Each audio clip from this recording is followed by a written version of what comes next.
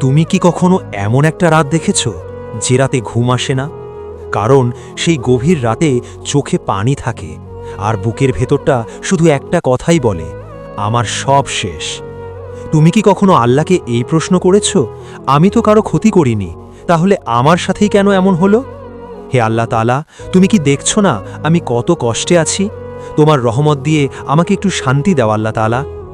আজকের গল্পটা ঠিক সেই প্রশ্নের উত্তর, যা প্রায় ১০০ জনে ৯৯ জনের এই একটা প্রশ্ন। ঢাকার এক পুরনো গলিতে অন্ধকার স্যাঁতসেঁতে একটা ছোট বাসায় থাকত সাব্বির, বৃদ্ধ মা বাবা নিয়ে। তার স্বপ্ন ছিল বড়, কিন্তু বাস্তবতা ছিল খুব ছোট। বাবা একজন বৃদ্ধ রিক্সা চালক, মা অন্যের বাসায় কাজ করা ক্লান্ত এক নারী। এই দুই মানুষই ছিল তার একমাত্র পৃথিবী। অনেক কষ্ট করে সাব্বির একটা চাকরি পায়। বেতন বেশি না, কিন্তু তার চোখে সেটা ছিল অতুলনীয়। প্রথম বেতন হাতে পেয়ে সে মায়ের হাতে টাকা দিয়ে বলেছিল, মা, এখন থেকে একটু হাসবেন। সাব্বিরের কথা শুনে মায়ের চোখে পানি, কিন্তু সেই পানির মধ্যে ছিল গর্বের। জীবন ধীরে ধীরে তাদের বদলাচ্ছিল। চাকরিতে প্রমোশন, বেতন বাড়ছে। এরই মাঝে তার বিয়ে ঠিক হলো সামিয়া নামের এক মেয়ের সাথে। মেয়েটা ভালো, এটা শুনে সাব্বির স্বপ্নও দেখছে সুন্দর। সাব্বির ভাবল, অবশেষে আল্লাহ আমার দিকেও তাকিয়েছেন, আলহামদুলিল্লাহ।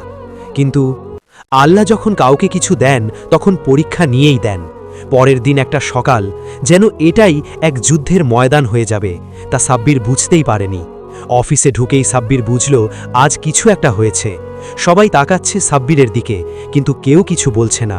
তাকে কিছুক্ষণ পর বস তাকে ডাকলো তার কেবিনে।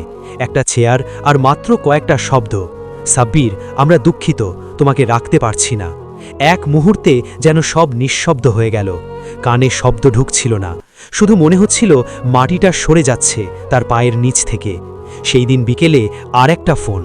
ওপাশ থেকে ঠান্ডা গলায় বলা হলো, আমরা এই বিয়েটা আর করতে পারছি না, কারণ একজন বেকার ছেলের ওপর ভবিষ্যৎ গড়া যায় না। এটা শুনে সাব্বির বুঝতেই পারছেন না এটা কি হলো। যাকে নিয়ে সংসার করব তারাও আজ আমার বিপদের সময় পাশ কাটিয়ে গেল।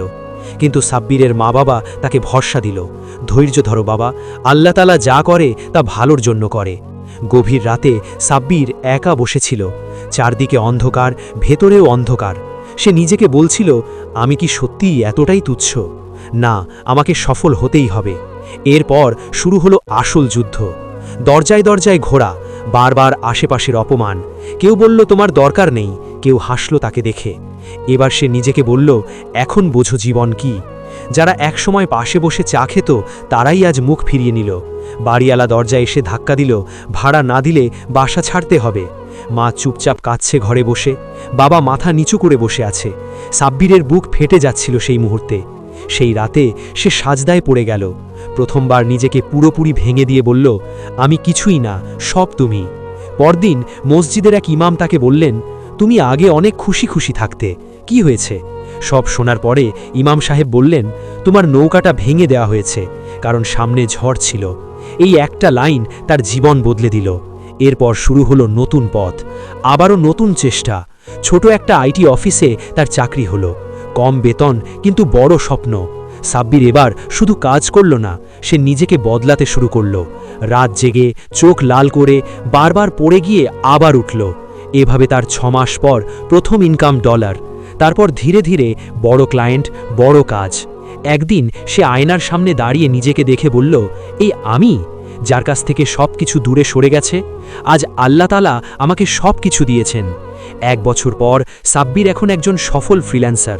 নিজের অফিস, নিজের টিম, যাদের মধ্যে অনেকেই একসময় তার মতো অপমান সহ্য করেছে।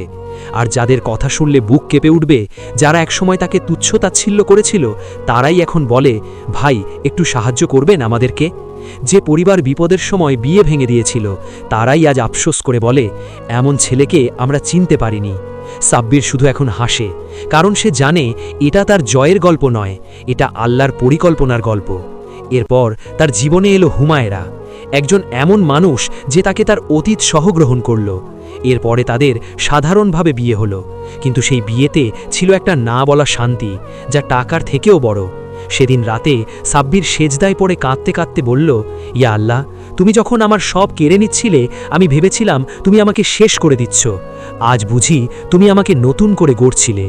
প্রিয় ভাই ও বোনেরা, আপনার জীবনে যদি আজ সব ভেঙে পড়ে, যদি সবাই ছেড়ে চলে যায়, যদি আপনাকে তুচ্ছ মনে হয়, তাহলে একটা কথা মনে রাখুন, আল্লাহ আপনাকে ফেলে দেননি, তিনি আপনাকে তৈরি করছেন। যা হারিয়েছেন হয়তো সেটা আপনার জন্য ছিল না, যে কষ্ট পাচ্ছেন সেটা হয়তো আপনাকে উঁচুতে তোলার প্রস্তুতি। সবর করুন, দোয়া করুন, সালাতে কান্না করুন, ইসলাতের প্রতি তাওয়াক্কুল রাখুন, কারণ আল্লাহর পরিকল্পনা কখনো ভুল হয় না।